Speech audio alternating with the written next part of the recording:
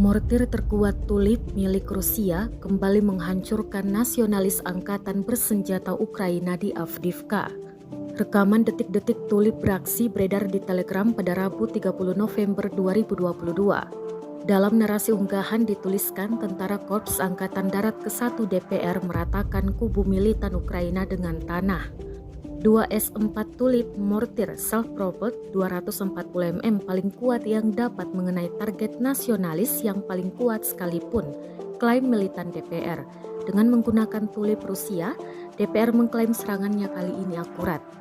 Amunisi yang bisa ditembakkan Tulipan antara lain termasuk hulu ledak nuklir dan neutron, rudal jelajah, rudal cluster dan beberapa di antaranya mampu menghantam target pada jarak sekitar 20 km.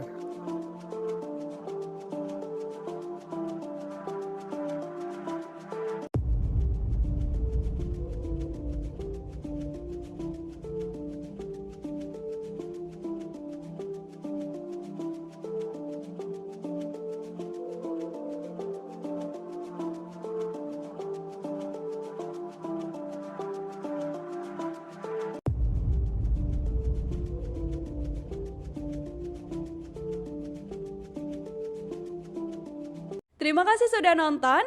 Jangan lupa like, subscribe, dan share ya.